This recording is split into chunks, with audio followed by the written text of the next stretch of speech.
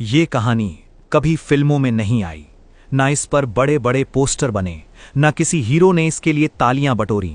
लेकिन हकीकत में ये मिशन इतना खतरनाक था कि अगर एक भी गलती हो जाती तो पूरा देश इसकी कीमत चुकाता। साल 1971, ढाका की एक अंधेरी रात। चारों तरफ सन्नाटा था, लेकिन उस सन्नाटे के पीछे एक ऐसा तूफान छुपा था जो इतिहास बदलने वाला था। एक आदमी साधारण कपड़ों में भीड़ में घुला हुआ, लेकिन उसकी आंखें हर चीज को नोटिस कर रही थीं। वो किसी को देख रहा था या शायद किसी से बच रहा था। उसकी चाल सामान्य थी, लेकिन हर कदम मापा हुआ। उसकी जेब में कोई हथियार नहीं था, लेकिन उसके पास ऐसी जानकारी थी जो एक पूरे सैन्य तंत्र को घुटनों पर ला सकती थी। उसका मिशन था ऑपरेशन लीच, और अगर वो पकड़ा जाता तो उसका नाम, उसकी पहचान, सब कुछ वहीं खत्म हो जाता। लेकिन ये कहानी सिर्फ उसी आदमी की नहीं थी।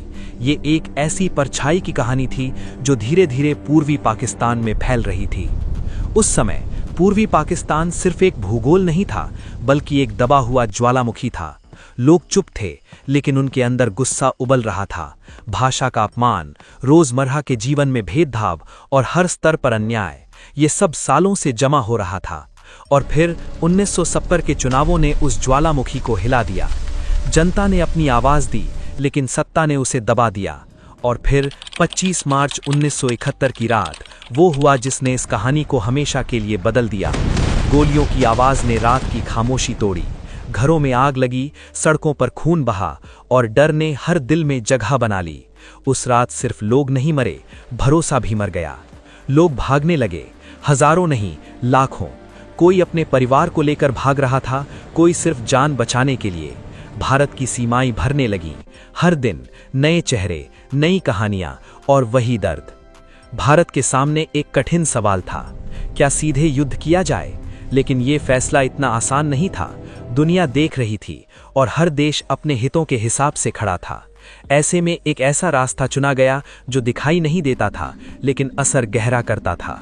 यहीं से शुरू हुआ ऑपरेशन लीच, एक ऐसा मिशन जो दुश्मन को बाहर से नहीं बल्कि अंदर से खत्म करने वाला था। छोटे छोटे कैंप्स में गुप्त तरीके से लोगों को तैयार किया गया।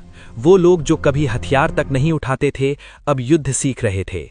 उन्हें सिखाया गया कैसे चुप रहना है, कैसे घुल जाना है, और कैसे एक छोटी सी कार्रवाई से बड़े परिणाम पैदा करने हैं। धीरे धीरे एक नेटवर्क बनने लगा। कोई एक दूसरे को पूरी तरह नहीं जानता था, लेकिन सब एक ही मकसद के लिए काम कर रहे थे। लेकिन इस मिशन का सबसे बड़ा ट्विस्ट था कि इसमें शामिल लोगों की कोई पहचान नहीं थी। वे सैनिक नहीं थे, उनके पास कोई यूनिफॉर्म नहीं थी, और अगर वे पकड़े जाते तो उन्हें जासूस मानकर तुरंत मार दिया जाता। उनके पास खोने के लिए सब कुछ था और पाने के लिए सिर्फ एक उम्मीद, आज़ादी। धीरे धीरे ये नेटवर्क फैलने लगा। छोटे छोटे ग्रुप्स में लोग सीमा पार करने लगे, कोई नाव के जरिए, कोई जंगल के रास्ते, तो कोई भीड़ में घुलकर। हर ग्रुप का एक अलग काम था। कोई सप्लाई लाइन तोड़ रहा था, कोई हथियारों के गोदामों को निशाना बना रहा था, और कोई सिर्फ जानकारी इकट्ठा कर रहा था। ये जानकारी इतनी महत्वपूर्ण थी कि कभी कभी एक छोटी सी खबर पूरे युद्ध का रुख बदल सकती थी। ऐसी ही एक रात जब सब कुछ सामान्य लग रहा था, एक छोटा सा ग्रुप एक रेलवे ट्रैक के पास पहुंचा। उनका काम था उस ट्रैक को नुकसान पहुंचाना, जिससे सेना की सप्लाई रुक जाए। लेकिन जैसे ही उन्होंने काम शुरू किया, दूर से आती आवाजों ने उन्हें रोक दिया। दुश्मन करीब था। उस पल एक फैसला लेना था, मिशन पूरा करें या जान बचाएं। उन्होंने मिशन चुना। कुछ ही सेकंड में विस्फोट हुआ, ट्रैक टूट गया, लेकिन उस धमाके के साथ उनकी मौजूदगी भी उजागर हो गई। पीछा शुरू हुआ, अंधेरे में दौड़, गोलियों की आवाज, और फिर सन्नाटा। अगले दिन कोई नहीं जान पाया कि वो लोग कौन थे, लेकिन उनका काम हो चुका था। इसी तरह एक और टीम पानी के रास्ते काम कर रही थी। रात के अंधेरे में ठंडे पानी में उतरकर वे दुश्मन के जहाज़ों तक पहुंचते, सांस रोककर बिना आवाज के वे जहाज के नीचे विस्फोटक लगाते और फिर धीरे धीरे वापस लौट आते। कुछ ही घंटों बाद एक जोरदार धमाका और पूरा जहाज पानी में समा जाता। दुश्मन को समझ ही नहीं आता कि हमला कहां से हो रहा है।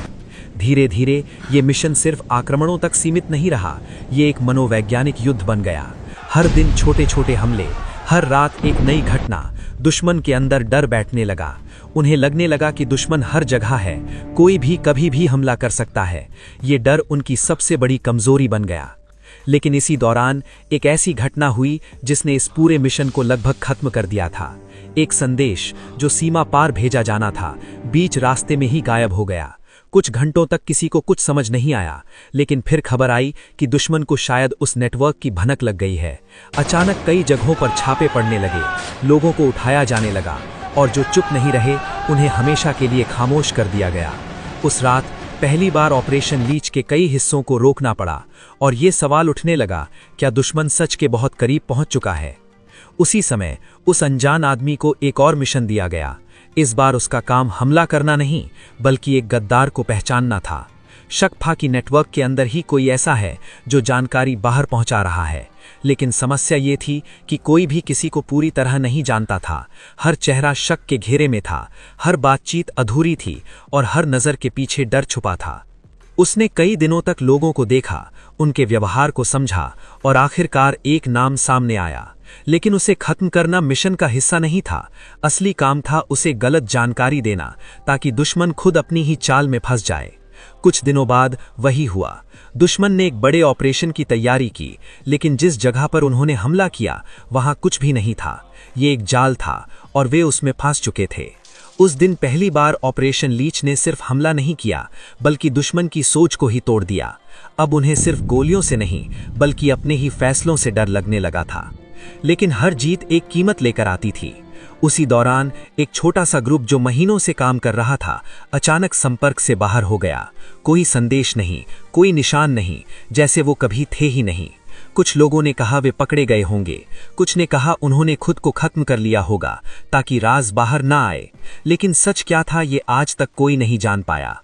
और यही इस मिशन की सबसे बड़ी सच्चाई थी। यहाँ हर कहानी का अंत हमेशा साफ नहीं होता।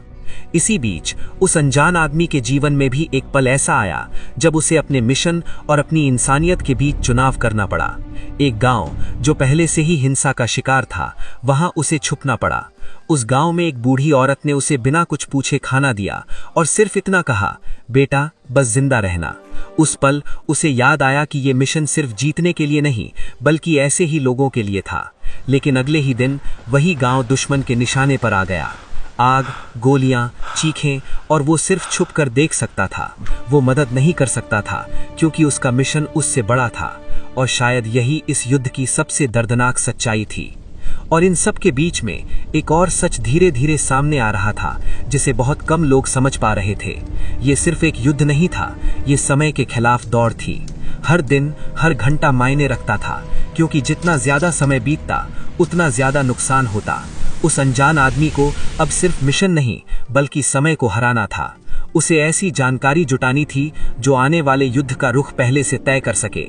और यही वजह थी कि उसके हर कदम में अब पहले से ज्यादा जोखिम था। एक रात उसे एक बेहद खतरनाक जगह पर जाना पड़ा, दुश्मन का अस्थायी कमांड सेंटर। ये जगह कड़ी सुरक्षा में थी, चारों तरफ सैनिक, हर कोने पर नजर। लेकिन उसके पास एक ही रास्ता था, अंदर जाना। वो एक मजदूर के रूप में वहां पहुंचा, सिर झुकाकर, नजरें नीचे रखकर, जैसे वो बस एक आम इंसान हो। लेकिन अंदर जाकर उसने जो देखा वो पूरे युद्ध का सबसे बड़ा राज था। नक्शे, योजनाएं और आने वाले हमलों की पूरी जानकारी। उसने सब कुछ अपने दिमाग में कैद कर लिया, क्योंकि उसके पास लिखने का मौका नहीं था। और फिर उसी भीड़ में खोकर वो बाहर निकल गया। उस रात उसने सिर्फ जानकारी चुराई नहीं, बल्कि दुश्मन की सबसे बड़ी ताकत को कमजोर कर दिया। लेकिन जैसे जैसे मिशन अपने अंत के करीब आ रहा था, खतरे भी बढ़ते जा रहे थे। दुश्मन अब पहले से ज्यादा सतर्क हो चुका था। जांच बढ़ गई थी, हर चेहरे को गौर से देखा जा रहा था, हर हरकत पर नजर रखी जा रही थी। और इसी दौरान एक बार ऐसा हुआ जब वो लगभग पकड़ा ही जाने वाला था। एक सैनिक ने उसे रोक लिया, उसकी आंखों में देखा और सवाल पूछे। उस पल सब कुछ खत्म हो सकता था, लेकिन उसने खुद को संभाला और इतनी सादगी से जवाब दिया कि शक धीरे धीरे खत्म हो गया। सैनिक ने उसे जाने दिया, लेकिन उस एक पल ने उसे याद दिला दिया कि वो हर सेकंड मौत के कितने करीब चल रहा है। धीरे धीरे आखिरी चरण शुरू हो चुका था।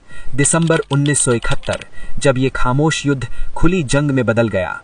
लेकिन इस बार हालात अलग थे। दुश्मन पहले ही अंदर से टूट चुका था, उसकी सप्लाई लाइन बिखर चुकी थी, उसका मनोबल गिर चुका था और उसकी हर चाल पहले से ही सामने थी। युद्ध शुरू हुआ, लेकिन ज्यादा लंबा नहीं चला। सिर्फ 13 दिनों में सब कुछ बदल गया। एक नया देश, बांग्लादेश, दुनिया के नक्शे पर उभरा। ये जीत सिर्फ मैदान में नहीं मिली थी, ये जीत उन अनदेखे, अनसुने लोगों की थी जिन्होंने अंधेरे में रहकर सब कुछ दांव पर लगा दिया था। आखिरी दिनों में उस आदमी को एक आखिरी बार सीमा पार करनी थी। इस बार वापसी की कोई गारंटी नहीं थी। वो गया, अपना काम पूरा किया और फिर गायब हो गया। कुछ कहते हैं वो लौट कर आया था और एक आम जिंदगी जीने लगा था। कुछ कहते हैं वो कभी वापस नहीं आया। लेकिन जो भी सच हो, उसकी कहानी उसी अंधेरे में कहीं खो गई जहां से वो शुरू हुई थी।